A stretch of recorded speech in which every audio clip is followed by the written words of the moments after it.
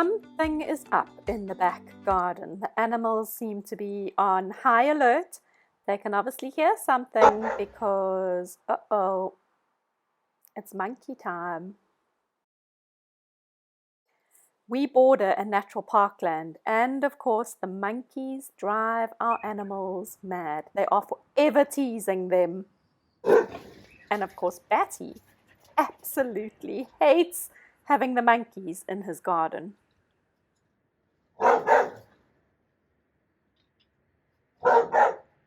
The monkeys, on the other hand, really don't care much for Batty. They are only interested in finding some food.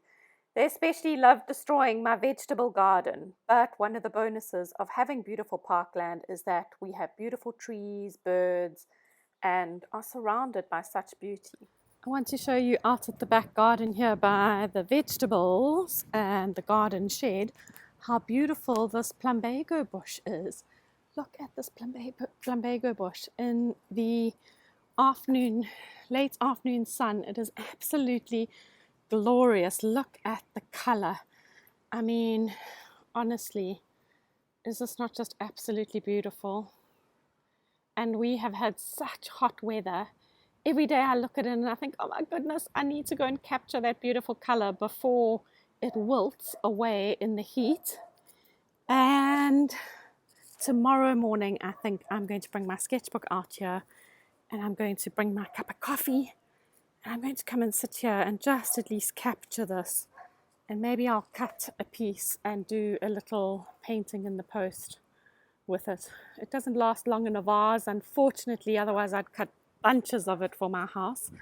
But the color is incredible. Look at that. Isn't that beautiful? It's called a plumbago bush. Absolutely gorgeous. Wow. I'm definitely coming out here tomorrow morning with my cup of coffee. This will be my little morning sketchbook play. Well, it's just gone 5:30 in the morning and it is absolutely beautiful outside. The rest of the household is still fast asleep and it is gorgeous. The light is just starting to change. The birds are starting to sing and wake up, and the light, although still quite dull, is just absolutely beautiful. This plumbago bush, I can't wait to pull out some colors and start capturing just this beautiful color.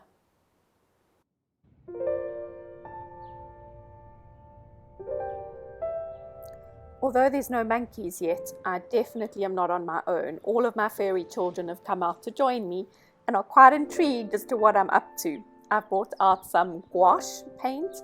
I've brought out some oil pastels, and I wanted to bring a variety of material just to play and explore with. And of course I brought out just a little bit of watercolor. I've also brought out a couple of sketchbooks. And let's see what I can get up to.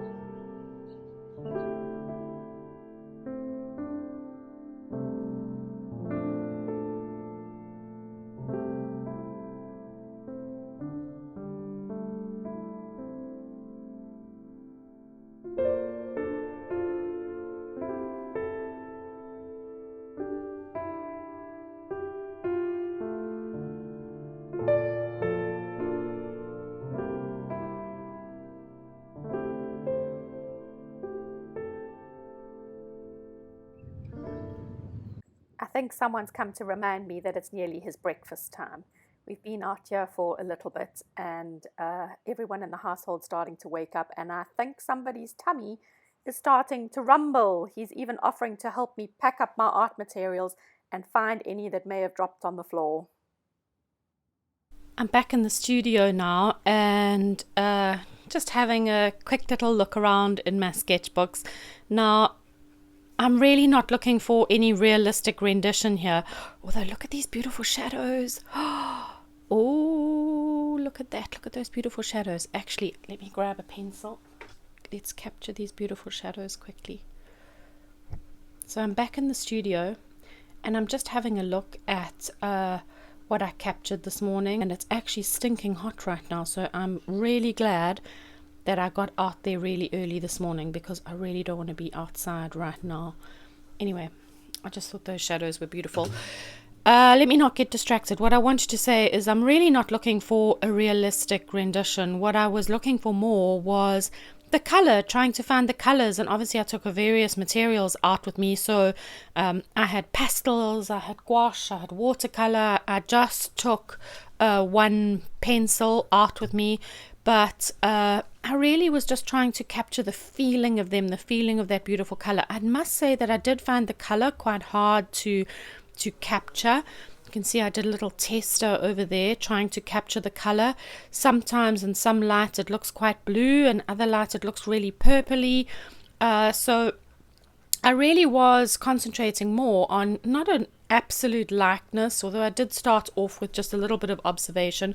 What I was really focusing on more was the color, the beautiful expressive color, the capturing the feeling that seeing all of those purpley blue blooms was giving me. So a lot of the time in my sketchbook it's more about capturing that moment rather than capturing the realistic rendition of what I'm seeing. So I actually think these ones are these more expressive ones are definitely my favorites.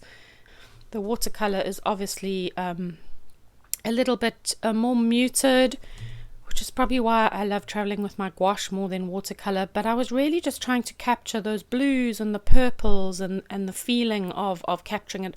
The materials that I had outside this morning, I did find quite difficult to actually capture this color. So I'm going to grab my acrylics and I'm going to turn a page over, and I'm going to see if I can actually capture this color with my acrylic paint. My fingers are so full of paint from getting stuck in this morning, so if you see dirty fingers, I apologize. They really are, my hands and fingernails really are clean. It's just they're so stained with paint because I just can't help myself getting stuck in with the paint.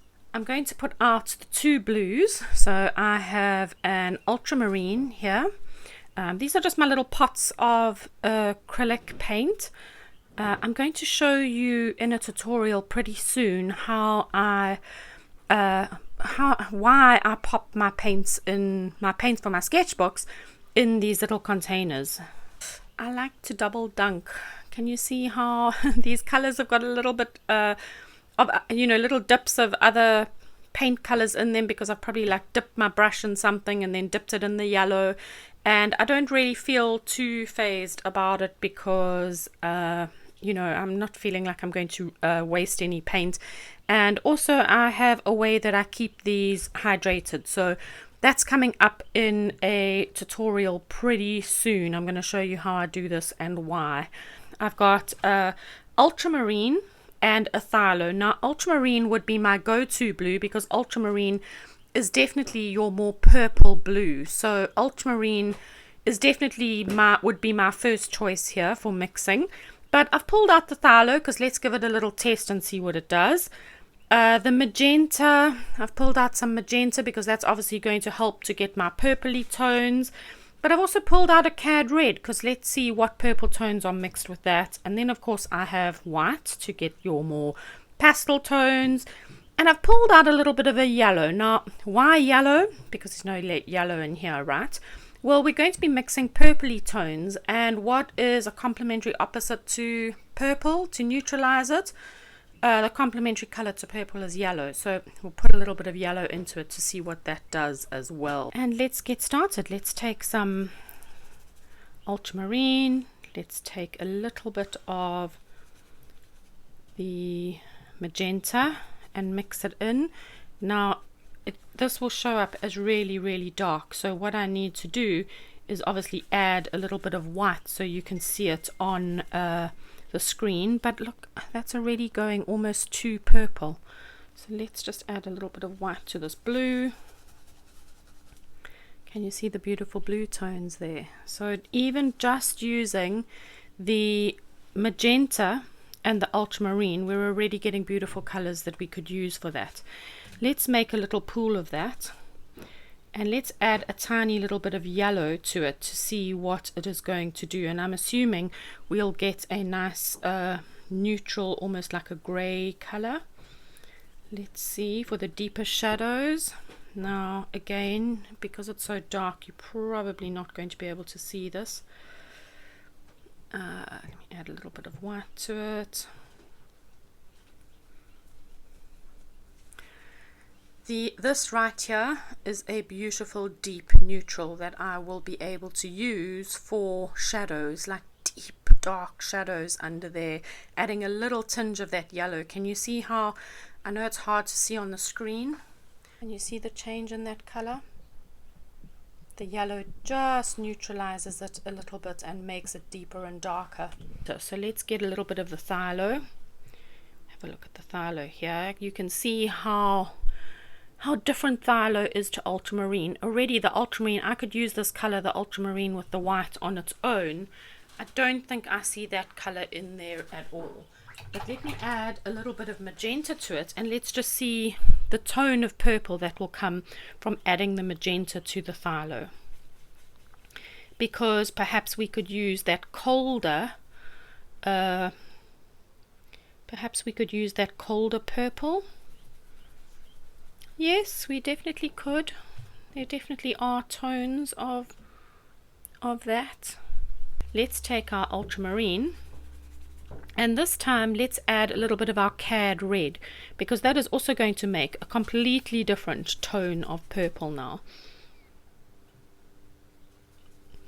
Okay, now this tone of purple I don't really see in the plumbago, and this tone of purple is a lot of what I was getting this morning, and I was getting a bit frustrated because I was trying to color mix, although it is a warm purple, and I'm just looking at that section there. Yes, actually I may be able to use it. Yep, okay, take my words back. Let's add a little bit of yellow into it.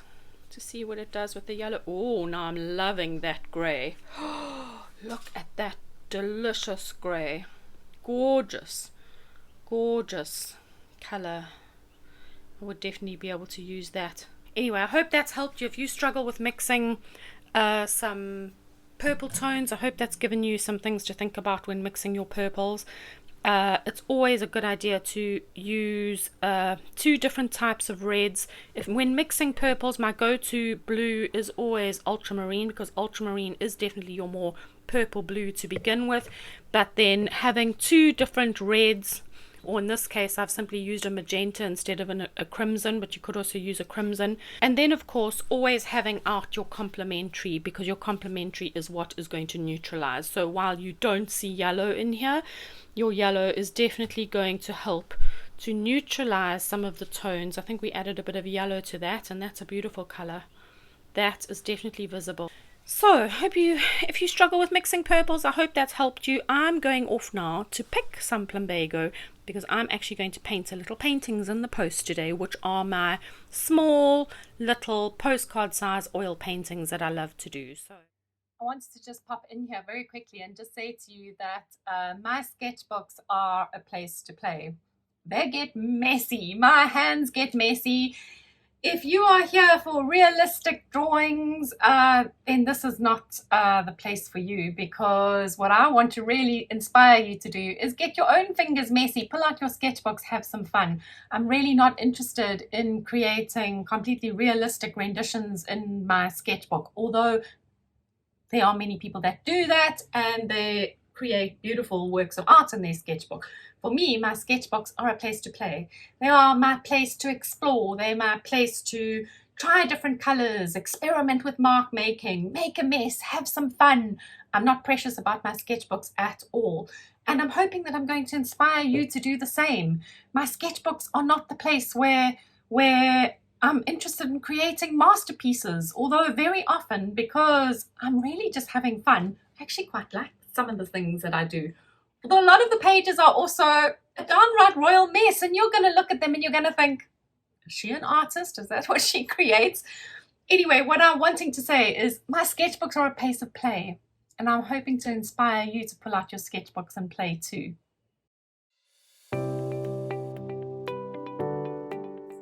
Paintings in the post are small little postcard size oil paintings of little still life studies of random objects in my home, usually flowers.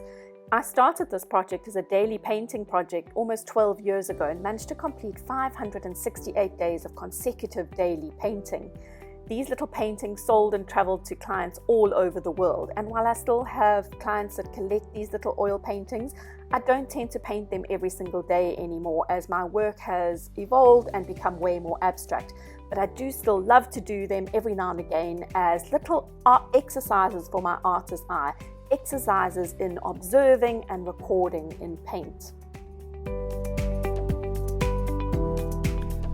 So it was a pretty early start this morning, although if I have to be honest, it is one of my favorite ways to start the day, to be outside when it's so early, the light is just breaking, the birds are singing. I think honestly it's my favorite time of day. But it's much later in the day now and I'm feeling kind of weary. You saw me paint my paintings in the post when I got back in this morning. And I have spent the afternoon working on bridal bouquet paintings, on larger paintings in my painting studio. So this is my office. My painting studio is just on the other side of my office. And I spent the afternoon working on bridal bouquet paintings, but starting off my day really honing in on my skills of observation as an artist and my ability to express myself, to just think of color and the marks I'm making and putting down immediately what I see and my reaction to what I see and the colors that I see really was a wonderful way to just sort of start my morning and get me ready to get stuck into some larger paintings that I'm currently working on in my studio. So thanks for joining me today. It's been a busy one and I'm feeling rather exhausted. So before I close off the studio for the day, I want to just pop in here and say thanks for joining me. If you've enjoyed seeing what I get up to. Hopefully I've inspired you a little bit. Maybe hopefully I've helped you if you struggle to mix purples. But if anything, I hope I've inspired you to just pull out your sketchbooks. Your sketchbooks are a place for you to have fun, to find inspiration. So I hope I've inspired you to pull out your sketchbooks, find some quiet time. It really is so good for the soul, and spend some time creating. Anyway, I'll be sharing these videos on a Sunday, so if you have enjoyed joining me today, I hope that you'll hit the like button, and I hope you will subscribe and come and join me again on a Sunday in my studio. Well, it's not actually Sunday today, but when you're watching this, it'll be Sunday. Does that make sense? Anyway, you know what I'm talking about. Thanks for joining me. Happy creating. Pull out those sketchbooks. Bye.